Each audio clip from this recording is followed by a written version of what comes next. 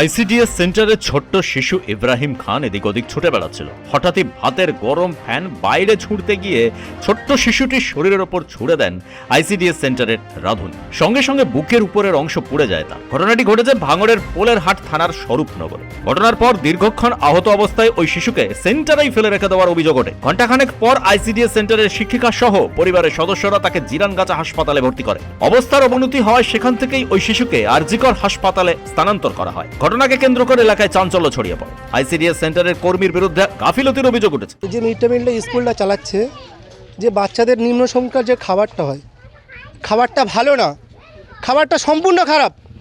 যে বাচ্চাদের খাবার দিচ্ছে সেই খাবারের চালি পোকা, ডালি পোকা, যে মানে ম্যাডামরা এসছে সেই ম্যাডামরা কোনো কথা বলে না, আমার বাচ্চাদের সাথে করে না। ঠিক আছে, ভালোভাবে যে পরিষেবাটা দেওয়া, ভালোভাবে যে বাচ্চাদের দেখাশুনো, এই যে আজকে দুর্ঘটনাটা ঘটেছে, এটা কারা দায়ী? এই বাচ্চাটা কিছু হয়ে গেলে কে দেখবে? তার জন্য দায়ীটা কে? যারা এই সম্পূর্ণ স্কুলে যারা চালাচ্ছে তাদের দায়ী। আজকের এই বাচ্চারা যদি কিছু হয় তারা কী করবে?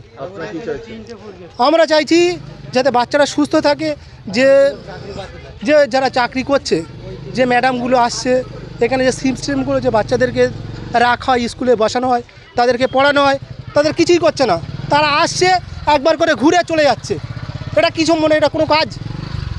আমাদের অভিযোগ বলতে, আমার নিজের ছোট ভাইয়ের ছেলে, ও সকালে আইসিডিএস স্কুলে যায় ওর মায়ের সঙ্গে। সেখানে গিয়ে মানে যেহেতু রান্নাবান্না ওখানে হচ্ছে, সব কিছু হচ্ছে, ছেলে মানুষ এদিক ওদিক দৌড়াবে, খেলাধুলো করবে, তাতে করে তো মানে ওদের আটকানো যায় না। যখন আমার ছেলে যখন খেলাধুলো করছিল সেই সময় হঠাৎ করে দেখলাম, মানে আমি দেখেছি কি ওখানকার সব লোকজন আমাকে রিপোর্ট করেছে, আমরা গিয়েছি সঙ্গে সঙ্গে গিয়ে বললো যে মানে আইসিডি স্কুলে যে রান্না হয়, প্রায় 10 কেজি চাল রান্না হবার কথা, সেখানে ওরা 5 কেজি চাল দেয়, দিয়ে রান্নাটাকে ঘুটিয়ে যতটা ওরা গাঢ় করার চেষ্টা করে। আজকের বিষয় সেটা আজকেকার বিষয় হচ্ছে সেটা উল্টোটা হয়ে গেছে, মানে জলটা বেশি পড়ে গেছে, পড়ার কারণেই মানে পুরো ঘেঁটে গেছে। জলটা কি করলো ওরা জলটাকে হাঁড়ির থেকে তুলে নিয়ে মানে এদিক ওদিক না দেখে ডাইরেক্ট পুকুরে ছুটতে গেছে। পাশে পুকুর আছে, পুকুরে ছুটতে গিয়ে আমার ছেলেটা আসে, ওখান থেকে আসলে ডাইরেক্ট ওর জলটা ওর বুকে লেগে যায়। বুকে লাগার জন্য ওর এখান থেকে এই পজিশানটা পুরো পুড়ে আপনার এটা চামড়াটা পুরো উঠে মানে চলে গেছে।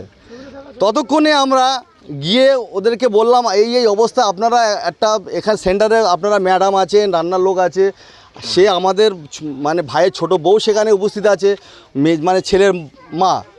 আমি ওদেরকে বললাম যে আপনারা এতক্ষণে তো একটুকু নিয়ে আমাদের ঢিপডিবে যে স্বাস্থ্যকেন্দ্র আছে ওখানে তো নিয়ে যেতে পারতেন। আপনারা ওই পেশেন্টটাকে নিয়ে এখন এখানে বসে আছেন, আপনাদের এতটুকু মানবতা কিছু নেই যে এটা তো আপনাদের স্কুলের ছাত্র, হ্যাঁ, বা আপনাদের কাছে প্রতিদিন আসে, তাতে তো আপনাদের সঙ্গে তো তাদের একটা মহব্বত মায়া একটা থাকতে পারে। কিন্তু আপনাদের তো একটা রাস্তায় লোক পড়ে থাকলে অ্যাক্সিডেন্ট করে সেখান থেকে একটা বাইরের লোককে যদি দেখে, তাকে নিয়ে তুলে হসপিটালে নিয়ে যাওয়া, তাকে ট্রিটমেন্ট করা, এ তো গ্রামের ছেলে। আর আপনারা গ্রামের ম্যাম, গ্রামের যারা রাঁধুনি, তারা বাচ্চাটাকে নিয়ে এই 20 মিনিট ধরে এইভাবে শুয়ে রেখে দিয়েছেন। যিনি রান্না করছেন তার বিরুদ্ধে কি কর্তব্য গাফিলতির অভিযোগ করেছেন? যিনি রান্না করছেন, যেহেতু ওখানে যারা রান্নার লোক আছে মানে সবাই মানে দায়িত্বশীল লোক, তারা নিজের দায়িত্ব বলে কিছু নেই, তারা দায়িত্বশীল লোক, কিন্তু তাদের দায়িত্ব বলে কিছুই নেই ওখানে। একজন রান্নি, সে রান্নার চাকরি করে, সে রান্না না করে উভয় একজনকে দিয়ে সে রান্নার কাজটা করাচ্ছে। আমাদের গ্রামবাসীর সেটা আমরাও জানি, আমার গ্রামবাসী যে আমার এখানে আছে সবাই জানে, মানে ও নিজে চাকরি করছে, সেই চাকরিটাকে কি করছে, ও ঘরে থেকে আরেকজন বাইরের লোককে 2000-2500 টাকা মাইনে দিয়ে তাকে একটা লোক রেখে দিয়েছে। বাচ্চাটা এখন আমরা ওখানে নিয়ে যাই, হ্যাঁ, জিরেনগাছাতে নিয়ে গেলে ওখান থেকে যা ওদের ট্রিটমেন্ট করা ওরা করেছে। কয়েকদিন আগেও ওই সেন্টারে এক শিশুর হাতের ওপর গরম জল ফেলার অভিযোগ উঠেছিল এই রাঁধুনির বিরুদ্ধে। সেই ঘটনায় ওই শিশুর হাত পুড়ে যায়। আবার আজ সকালেও একই ঘটনা ঘটল। ঘটনার পর ক্ষোভে ফুঁসছে এলাকার মানুষজন। ব্যুরো রিপোর্ট, কুবের কলম ডিজিটাল।